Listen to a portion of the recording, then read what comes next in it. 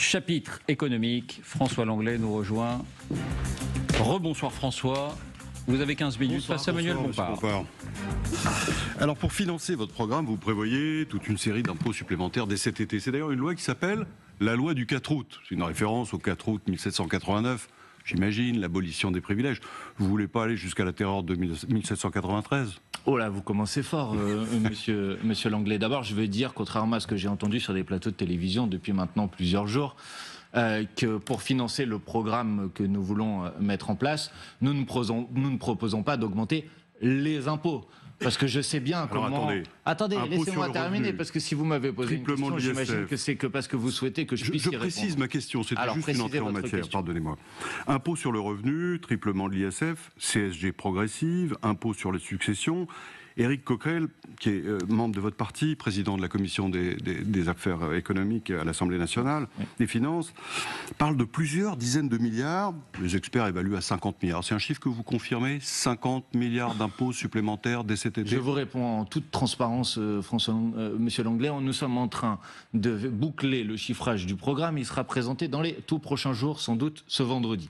Donc vous verrez le détail précis. Mais ce que je voulais préciser dans votre question, c'est que je sais comment dans le débat public, on essaye en quelque sorte de faire croire que ces hausses d'impôts, elles frapperaient l'ensemble de la population en quelque sorte de manière indistincte. Or, précisément, la logique économique qui sous-tend à ce programme, c'est de considérer qu'il y a une catégorie, une partie de la population aujourd'hui qui bénéficie de ressources, de revenus, de patrimoine qui sont des patrimoines extraordinairement importants et qui ont évolué de manière extraordinairement importante ces dernières années, et que c'est sur eux qu'il faut concentrer l'effort fiscal. Quand on parle de rétablir l'impôt de solidarité sur la fortune, je pense que les gens qui nous écoutent, il y en a peu qui vont payer demain, s'il y a un gouvernement du nouveau Front populaire à Matignon, il y en a peu qui vont payer plus d'impôts. Quand je vous parle d'une réforme de l'impôt sur le revenu, monsieur Langlais, c'est une réforme qui comprend 14 tranches, c'est pour faire en sorte que l'impôt soit davantage progressif. Et les simulations que nous avons faites, c'est que cette réforme conduirait à ce que 92% des Français paieraient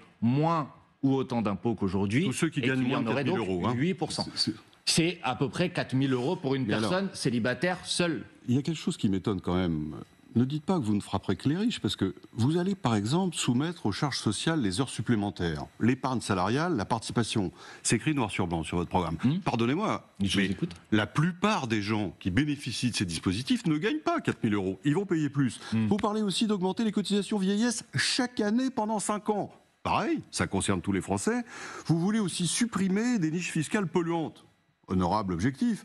Enfin, il y a celles qui profitent aux agriculteurs, c'est le gazole non routier. Les agriculteurs qui gagnent 4 000 euros, il n'y en a pas beaucoup. Pardonnez-moi, mais Front populaire, voilà. C'est la France entière qui va payer plus d'impôts. Précisément, j'étais en train de vous faire la démonstration inverse et je vais vous répondre aux objections que vous venez de m'apporter à cet instant. Tous les points que j'ai cités sont dans votre programme. J'entends bien, François Langlais, mais on est d'accord. Vous admettez l'idée que quand vous prenez un programme, vous le prenez dans sa globalité. Vous ne prenez pas les mesures les unes par rapport aux autres. Je donne juste un exemple par rapport à votre objection quand vous dites on ne frappe que les plus riches. Moi, je réponds. Non. Moi, je suis en train de répondre précisément à votre objection. Par exemple, quand vous me dites vous allez réduire les exonérations de cotisations sur les heures supplémentaires, c'est vrai. Les supprimer. Oui, c'est vrai. Oui. Mais dans le même temps, dans le programme, nous allons faire en sorte d'augmenter les salaires, en augmentant le SMIC, en indexant les salaires sur l'inflation. Et donc des Français qui aujourd'hui sont obligés de faire des heures supplémentaires parce que leur salaire ne leur permet tout simplement pas de vivre décemment au vu du coût de la vie, n'en auront plus besoin. Vous voyez, il faut prendre le programme dans sa globalité, pas isoler les mesures les unes par rapport aux autres. Quand même, je vous dis que l'essentiel de la charge économique de ce programme, elle reposera sur la petite minorité qui, ces dernières années, excusez-moi de vous le dire, s'en est mis plein les poches. Et ça, je pense que les chiffres le démontrent. Record de versement des dividendes l'année dernière, autour de 100 milliards d'euros. On n'est pas tout à fait sur le même augmentation sujet, là, extraordinaire là, pour le coup, des fortunes des milliardaires. Une minorité, vous le disiez, parmi nos téléspectateurs, gens qui perçoivent des dividendes, il ne doit pas y en avoir beaucoup. Et donc, j'étais précisément en train de vous dire que c'est sur eux que l'essentiel de la charge, effectivement, devra peser, pas pour les sanctionner, mais tout simplement parce que quand on a davantage de ressources que d'autres, il est normal qu'on participe davantage que d'autres à la solidarité nationale. Vous n'avez pas peur de tuer la bête? Parce que la dernière fois qu'on a mis 30 milliards d'impôts sur la France un été, c'était en 2012, après l'élection de François Hollande. Résultat, croissance zéro pendant 3 ans, ou pas zéro, mais très faible en tout cas. Vous avez l'impression que la politique économique qui a été mise en place... C'est pas mon sujet. Hein. Moi, c'est mon sujet. On parle des années qui viennent, oui. pas de celles qui sont derrière nous. Oui, mais on peut quand même regarder ce qui a été fait dans les années précédentes et essayer d'en tirer un bilan. Moi, je pense aujourd'hui, effectivement, d'abord qu'on est confronté à une difficulté sociale qui est majeure. On a subi une crise inflationniste qui est extrêmement importante et ça a des conséquences dans la vie quotidienne de millions de gens dans ce pays. Il y a à peu près 40% des gens qui ont renoncé à un achat parce qu'ils n'avaient pas les moyens financiers pour pouvoir le faire. Et donc, j'assume de dire qu'en arrivant au pouvoir dans quelques semaines, la première chose à faire, c'est de redonner de l'oxygène en matière de pouvoir d'achat. Voilà. Et ça, je pense que beaucoup de gens considèrent aujourd'hui que la politique économique qui a été mise en place, elle ne leur permet tout simplement pas de vivre face à des difficultés sociales qui sont extrêmement importantes. Monsieur Bompard, vous m'accorderez que pour redistribuer, oui, il faut d'abord produire. C'est-à-dire augmenter le pouvoir d'achat, on est tous d'accord, à la fois par l'emploi, par les salaires, bien sûr. Mais il faut produire, il faut faire des choses. Moi, monsieur... Vous vous attachez simplement à taxer et à redistribuer. On connaît la méthode et ses résultats, pardonnez-moi. À chaque fois qu'on a fait ça, monsieur Bompard, je précise ma question encore une fois. Précisez-la. C'est pas tout à fait une question, c'est un point de vue, mais allez-y. Oui, enfin, qui suscite le débat. Quel que soit le pays qu'on regarde, quelle que soit l'époque qu'on considère, les expériences comme celles que vous vous apprêtez à mettre en œuvre, si on vous fait confiance, se traduisent toujours par les mêmes phénomènes. Les plus riches, ceux qui peuvent bouger, ils s'en vont. Et ceux qui ne peuvent pas, l'essentiel des gens, les classes moyennes, ils se réfugient dans le travail au noir. Ça veut dire qu'une France sans entrepreneurs, sans chanteurs, sans acteurs, et une classe moyenne... Vous ne pouvez pas dire ça. Excusez-moi de vous le dire, mais vous ne pouvez pas dire ça. Quand on a décidé, après l'arrivée au pouvoir de François Hollande, c'était en 2012 par exemple, d'introduire une taxation... Attendez, des centaines de départs. Laissez-moi terminer juste une phrase, si vous voulez bien. Quand on a décidé par exemple d'introduire ou d'augmenter la taxation des dividendes, ça s'est traduit avec un impact qui était un impact positif sur l'économie, monsieur Langlais. Je suis désolé de vous le dire. Si la croissance zéro, c'est positif, ce que vous ne comprenez pas, de mon point de vue, ou en tout cas la logique économique que vous défendez ne me paraît pas raisonnable, parce que vous n'acceptez pas l'idée que ce qui tire aujourd'hui l'économie du pays, ou ce qui devrait tirer l'économie du pays, c'est la consommation populaire. Et que si vous voulez tirer 50% du PIB de la France dépend de la consommation populaire. Vous le savez comme moi. Or, aujourd'hui, ce qui handicape la consommation populaire, c'est tout simplement le fait que les Français n'ont plus suffisamment d'argent pour pouvoir consommer, pour pouvoir se nourrir, pour pouvoir se soigner, pour aller profiter de quelques loisirs. Et donc, je dis que le programme économique que nous défendons, c'est, contrairement à ce que vous dites, le meilleur programme, par exemple, pour les petites et les moyennes entreprises. C'est le meilleur programme pour les artisans, parce qu'ils ont besoin de carnets de commandes pour que leur activité économique puisse fonctionner. Et que quand vous redistribuez, écoutez-moi 2 secondes, quand vous redistribuez de l'argent qui aujourd'hui est positionné sur des comptes bancaires parce qu'il est attribué à des gens qui ont beaucoup de moyens et qui épargnent, quand vous le redistribuez vers ceux qui n'ont pas d'autre choix que de consommer parce qu'ils ont besoin de consommer, vous entretenez l'activité économique au lieu de la contracter. Et je dis que c'est les choix économiques de ce gouvernement depuis des années et des années qui nous ont mis dans cette situation difficile. On vous a entendu. Vous proposez aussi le blocage des prix. Hein. Vous voulez bloquer le prix des produits de première nécessité, l'alimentation ou les produits de santé. Si vous contraignez un producteur de médicaments ou de pâtes alimentaires à vendre moins cher qu'il ne souhaite, à vendre sans faire de marge, qui couvre ses frais... Oh là, il y a de la marge. Monsieur Bompard, il va tout simplement s'arrêter de produire. Le blocage des prix, c'est la garantie de voir arriver les pénuries. Alors, on en a l'exemple patent avec les médicaments. Le prix est évidemment bloqué pour des raisons de sécurité sociale, le remboursement, etc. Résultat, pénurie d'amoxicilline parce que les industriels ne veulent plus servir la France. Franchement, monsieur Langlais, alors, si vous voulez, on prend 2 minutes la question des médicaments. Si aujourd'hui on n'est pas en capacité de garantir notre souveraineté sanitaire en France, c'est parce qu'on a laissé partir à l'autre bout du monde les usines de fabrication des médicaments, qu'on est dépendant, que 80% des principes actifs des médicaments... Je réponds à ce point-là, puisque vous venez d'évoquer cet argument-là des médicaments, et vous essayez de faire croire que c'est la question de la fixation du prix qui est responsable des pénuries de médicaments. Eh bien, je vous dis, je ne suis pas d'accord avec vous. Ce qui est responsable aujourd'hui des pénuries de médicaments, c'est qu'on est dépendant de marchés internationaux, qu'on a exporté, qu'on a laissé délocaliser nos productions, nos capacités de production de médicaments, notamment en Asie, où se produisent aujourd'hui l'essentiel des principes actifs des médicaments, et c'est pour ça qu'on n'arrive plus à s'approvisionner sur le sujet.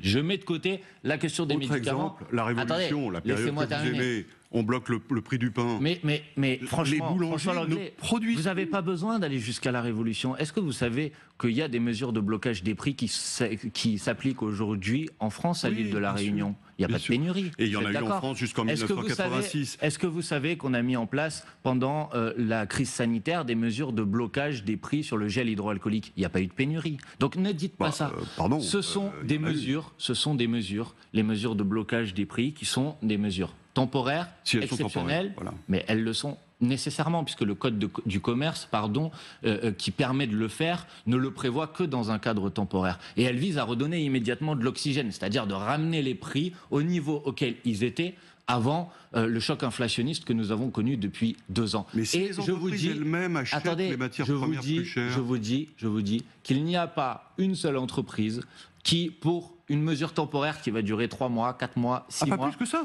Forcément, c'est temporaire avant qu'il y ait des mesures structurelles qui puissent prendre le dessus. Il n'y a pas une seule entreprise, et vous le savez comme moi, qui va complètement réorganiser ses chaînes de production face à une mesure temporaire. Pour 3 mois, non, mais je ne vois pas non plus le bénéfice pour le consommateur, pardonnez-moi. Je peux vous dire qu'il y a beaucoup de consommateurs qui verront immédiatement l'impact sur leur porte-monnaie. Et au bout de 3 mois, on revient comme avant. Attendez, je ne suis pas en train de vous dire ça, je suis en train de vous dire que ce sont des mesures temporaires et qu'ensuite il y a des mesures structurelles qui prennent le dessus. Parce que c'est le deuxième non-dit de votre remarque, François Langlais. Vous faites croire en quelque sorte que bloquer les prix, c'est pousser les entreprises aujourd'hui à vendre à perte. Mais pardonnez-moi, vous faites abstraction d'une chose décisive, c'est que depuis 2 ans, les marges des entreprises de l'agroalimentaire ont augmenté de 70%, que les marges des entreprises... Si, 70%. Mais c'est vrai que certaines ont augmenté. Vous faites abstraction du fait que les marges des entreprises de l'énergie ont augmenté sans doute de 30% pour ça, monsieur Bompard, il y a un instrument classique, c'est l'impôt sur les bénéfices. Eh bien non, monsieur, parce qu'il y a des marges indues qui ont été réalisées. Et donc je vous dis qu'aujourd'hui, si vous bloquez les prix, c'est pas sur la capacité à ne pas vendre à perte que vous allez vous attaquer, c'est tout simplement que vous allez contracter les marges extraordinaires qui sont réalisées par ces entreprises depuis plusieurs mois et plusieurs années. Et ensuite, il faut des mesures structurelles. Les mesures structurelles, c'est des mesures d'encadrement des marges. Elles sont indispensables aujourd'hui. Comment vous pouvez expliquer aux gens une chose très simple, c'est que en 2 ans, les prix de l'alimentation ont augmenté de à peu près 20%, un peu plus de 20%. Les prix payés aux agriculteurs ont baissé de 10%. Il y a un problème quelque part. Le problème, il est simple. Au milieu, vous avez les marges de l'industrie agroalimentaire qui ont augmenté de 70%. Vous pouvez considérer ça normal, si vous voulez, monsieur Langlais, mais pas moi. Et donc, on propose un certain nombre de mesures politiques pour essayer de résoudre ce problème. Dans cette interrogation, je pense que le traitement par l'impôt est le meilleur. Je passe à un autre sujet qui est intéressant. Vous voulez, parce que vous êtes très créatif en matière d'impôt, créer une taxe kilométrique sur les produits importés. Alors, on imagine que ça serait en fonction de la distance du pays d'origine, mais comment vous faites pour taxer ça, par exemple? Il y a là-dedans des composants qui viennent de Corée, d'Allemagne, de Taïwan, du Japon. C'est fabriqué en Chine ou en Inde par une entreprise taïwanaise qui appartient à un groupe américain. Vous allez faire le barycentre géographique de tout ça? Je ne vais pas faire le barycentre géographique, mais il y a bien un endroit où ce téléphone est assemblé, monsieur. Alors c'est l'assemblage. Donc tous les téléphones vont coûter plus cher avec vous, c'est ça? Mais monsieur, parce qu'ils sont tous faits en Chine. Hein. Attendez, que les choses soient claires. Une taxe kilométrique, c'est une mesure protectionniste qui a un double enjeu. Un enjeu en matière écologique et un enjeu en matière sociale. On a besoin... En matière sociale, vous renchérissez les prix, pardonnez-moi. Non, on va favoriser les productions. Alors peut-être pas sur les téléphones, parce qu'on a des capacités de production. Non, on n'est peut-être pas sur les téléphones, même si on en a. Sans doute pas suffisamment. Si, il y a des mobiles produits en France. Il n'y en a pas suffisamment, sans doute. Oui. Mais sur beaucoup d'autres produits, en tout cas, vous allez favoriser les productions qui sont les productions locales. Excusez-moi, je croyais qu'après la crise sanitaire, tous les responsables politiques disaient désormais le sujet, c'est la souveraineté industrielle de la France, c'est la souveraineté industrielle à l'échelle de l'Europe. Si à un moment vous voulez faire en sorte que effectivement on ne perde pas, on parlait des médicaments tout à l'heure, toutes nos capacités industrielles, toutes nos capacités de production, il va bien falloir protéger l'économie française ou l'économie européenne d'une concurrence qui est une concurrence déloyale. Hormis à m'expliquer qu'en quelque sorte, on sera concurrentiel sur le marché mondial à partir du moment où on aura aligné nos standards sociaux sur les standards sociaux de Chine ou du Bangladesh, ou nos standards écologiques sur les standards écologiques de Chine ou du Bangladesh. Et je ne pense pas que c'est ce que vous proposez. Donc à partir de ce moment-là, il faut bien qu'il y ait des mesures de protection qui nous permettent de garantir des mesures et un modèle social qui est avantageux pour les travailleurs français, qui nous permettent de garantir qu'il y ait des réglementations écologiques qui sont avantageuses pour notre lutte contre l'environnement et qui en même temps nous permettent de ne pas être soumis à une concurrence totalement déloyale. Un gong chinois, justement. Il faut savoir où il est fabriqué. Merci, merci François.